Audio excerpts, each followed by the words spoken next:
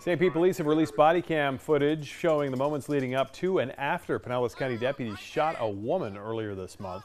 Good evening, everyone. I'm Josh Benson. And I'm Paola Lucero. Thanks for joining us for News Channel 8 on the CW Tampa Bay. Well, as the suspect in this case sits in jail tonight, St. Pete police must now decide if that shooting was justified. News Channel 8's Nicole Rogers joins us now live in St. Pete with the very latest. Nicole, what is the timeline of this decision to be made?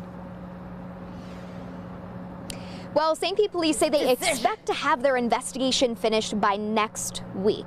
Here's the thing that I will say is they will then finish that investigation and pass it along to the Pinellas County Sheriff's Office, and from there it will be up to them to decide what happens next. In the meantime, we now have body camera footage and dash camera footage giving us a new glimpse into what happened on April 1st.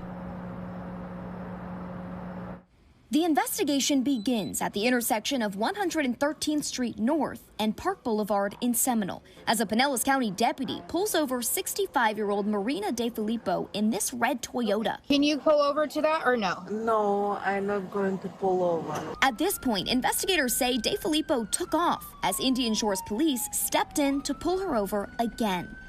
Front driver's side tire is completely flat. It's about to flail off in here a couple seconds. From there, things escalated.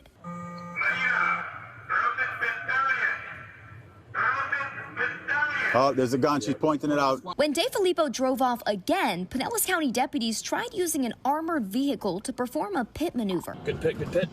But that attempt was unsuccessful. Investigators say DeFilippo made a U-turn and drove straight toward a Pinellas County deputy. That's when other deputies began firing at her. Stop! Stop!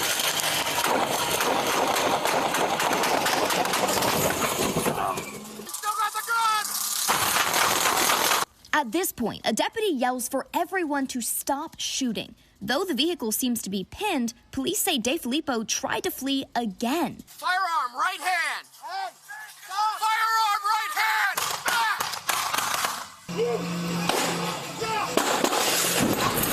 Now it's up to St. Pete police to figure out, was that shooting justified? So we pull together everything. It's not only witness testimony, whether it be the deputies or witnesses on scene, but also any kind of footage that is obtained from the body cams, dash cams, or any other devices that are in the area, whether they be cameras, and to kind of repaint exactly what happened so we know whether their actions were justified.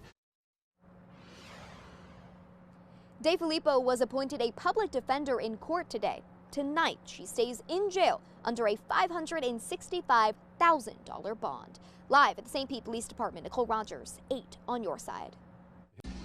On Skipper Road, on a vehicle that had no tag. The vehicle stopped, and before the deputy could even exit his vehicle, the individual shot at our deputy at least 8 times.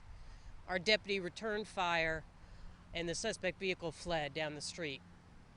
Fortunately, and most importantly, our deputy is safe. He was not hit, which we're very appreciative and thankful for. The vehicle fled down Skipper Road about a quarter mile where it stopped, and the subject got out and fled on foot. Unfortunately, due to the quickness and the darkness, we did not get a description of the subject. So we're asking the community, if anybody saw or heard anything, to please contact the Sheriff's Office. We know now that the vehicle was taken in an armed carjacking on the 27th of October. So we're continuing to ask for witnesses, checking for cameras, and trying to identify this subject. The deputy that was involved was Deputy Giovanni Rodriguez. He's been with the Sheriff's Office for 3 years. And again, most importantly, he's safe and unharmed tonight.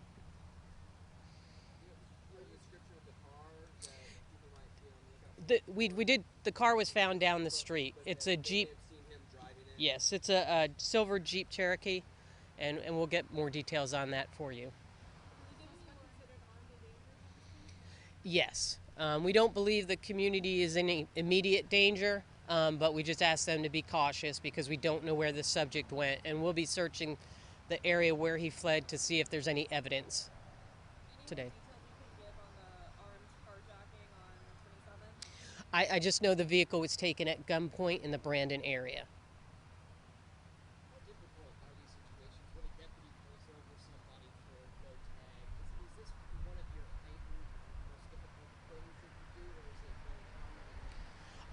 Although we conduct a lot of traffic stops, it's one of the most dangerous things we do because we don't know who we're coming in contact with, what they just may have done a few minutes earlier. And this situation just shows how dangerous the job is for law enforcement. Yes, he will be, and he has not been involved in any other previous shootings, but he's on leave as a normal practice for us. 4:46 this morning. Okay, thank you, everybody.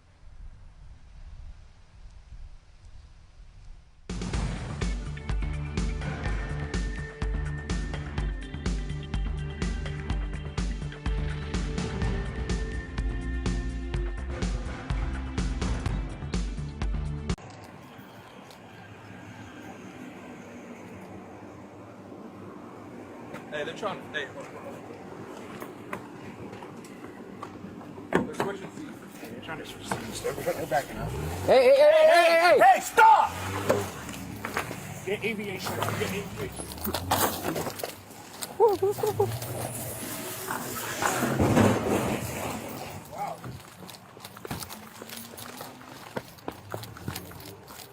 First, approaching 140. Put it back.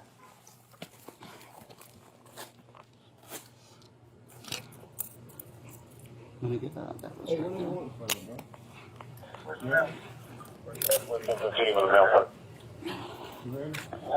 Good job.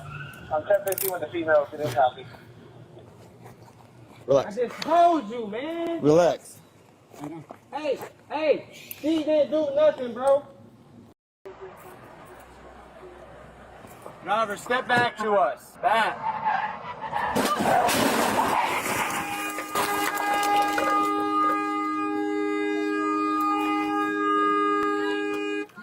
Hey, move this car forward. Move this car forward. So last night around 11:30 p.m., Fort Pierce Police Department tried conducting a traffic stop on a reckless vehicle traveling northbound on US 1 coming into St. Lucie County jurisdiction. I gotta go get your shit. Hey. They're taking you to jail. Babe. They're going to jail. No, why? I'm fucking. Yes, what do you mean, what? You just had an accident. Babe, hey. You love me or not? I was on scene a few minutes after this had occurred. I could hear the slurring coming from Mr. Pebbles. There was an open container of alcohol that you can see inside the vehicle as well. Mr. Pebbles is no stranger to DUIs. He has a DUI in his past. Florida Highway Patrol came over and is conducting the investigation for the DUI. They made the arrest. You know, the amazing agency, they're experts at reconstructing everything. But again, at the end of the day, this individual, Mr. Pebbles, should have never gotten behind the wheel and should have never struck our deputies. That could have easily been avoided had he not drinking and driving. Coming up on 4:35 now, an FHP trooper is recovering from minor injuries after their patrol car was slammed into during a traffic stop. It happened yesterday morning on the Veterans Expressway. After the trooper pulled a driver over for speeding, another car going too fast on the wet roads crashed into the patrol car. No one suffered serious injuries, and it's not clear this morning if that driver will be charged.